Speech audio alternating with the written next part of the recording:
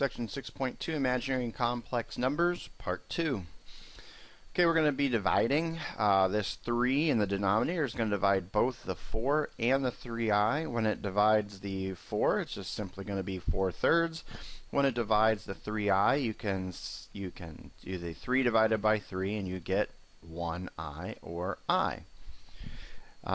This problem right here, you have a quadratic where you have, it looks like it is in vertex form. You have a square on one side, so you can use inverse operations. Here, you're also going to be able to use inverse operations one step later after subtracting 1. In both cases, I'm going to have a negative on the other side, so I'm going to see imaginary numbers. So I take the square root of both sides, and I get 2x plus 1. The square root will cancel out the square on this side, and I take the square root on that side. When I do, I put the plus or minus. So plus or minus the square root of -9. And the negative comes out as an I, and the 9, the square root of 9, comes out as a 3. So I've got 2x plus 1 equals plus or minus 3i. Subtract 1 from both sides, and I get 2x equals -1 plus or minus 3i. This is a real number. This is an imaginary number, and I cannot subtract or add them. They're like unlike terms, but I can go ahead and divide them, and it'll look something like this. I divide both sides by 2. 1 divided by 2 is 1/2. So I've got a -1/2, and then 3i divided by 2 is 3/2 I. Unlike last time where something went evenly, it didn't in either case here. So -1/2 plus or minus 3/2 I. I could put those two together with the 2 in the denominator and write that as x equals -1 plus or minus 3i all over 2. Looks a little bit more simplified that way. Okay, next one. Subtract 1 from both sides. Take the square root of both sides. I still have the square on that side, so take the square root to cancel out that square, and I'll get 3y minus 1. And on the other side, the square root. Now I got to put plus or minus when I'm introducing the square root. Now 27 inside the radical, let's work that off on the side. 27 is 9 times 3. Well, 9's a perfect square and 3 is prime, so a 9 is going to come out of that. Let's see, that was a -27 though, so and the negative comes out as an I, and then the radical 9 will come out as a 3, and this 3 here is prime. It's going to stay inside the radical. So the radical -27 will simplify and become 3i radical 3. Add 1 to both sides.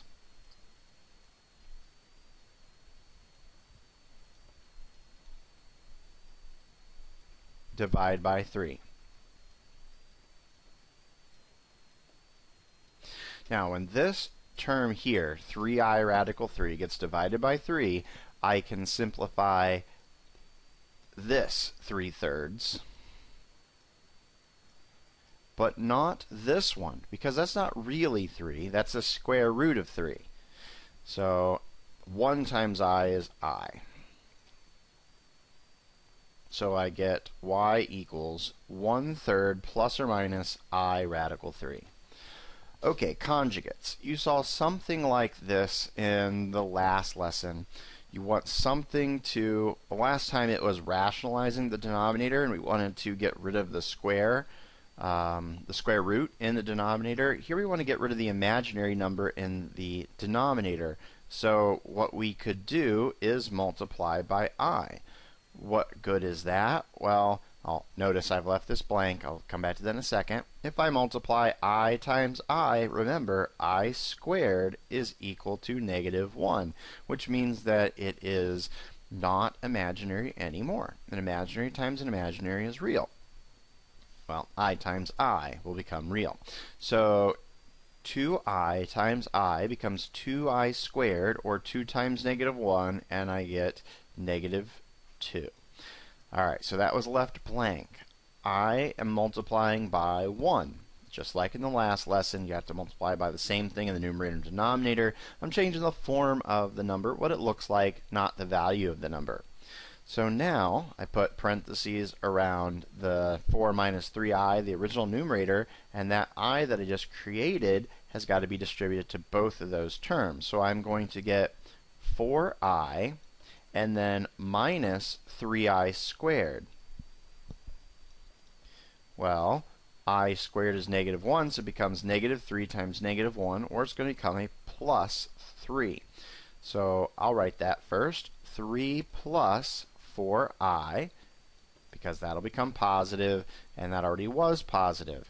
And then that's divided by a negative 2. Now we don't want the negative in the denominator, so what's going to happen is we're going to make that negative come up to the top.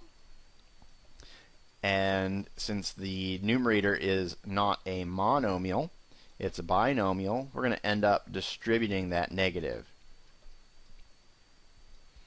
So I'm going to get negative 3 minus 4i all over 2. Negative 3 minus 4i all over 2. Okay, one more, and I'm going to clear some of this page here so that I have some room.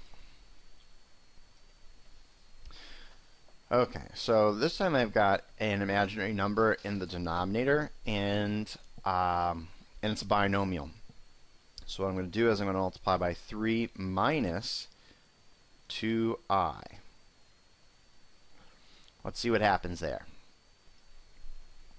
Alright, so I drew a box. On one side I'm going to have the 3 plus 2i, so I write 3 and 2i, and on the other side a 3 and a minus 2i, so negative 2i.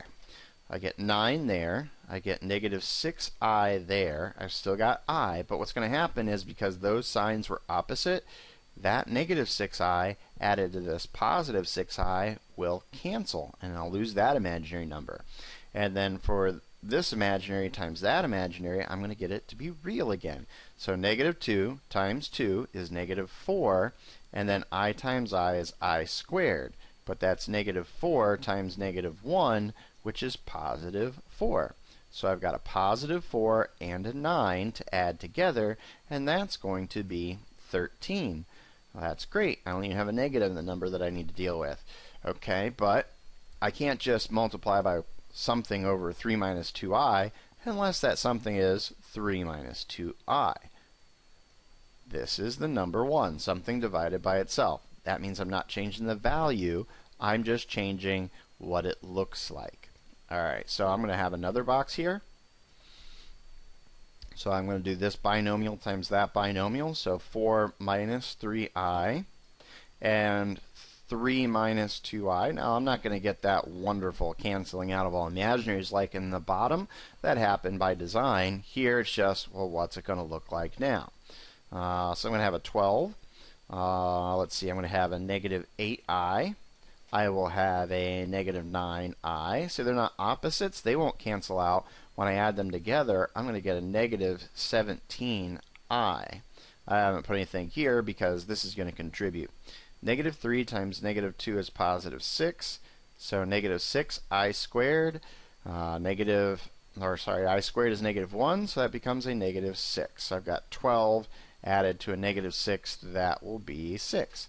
So I have a final answer of 6 minus 17i over 13. Okay, here's some for you to try.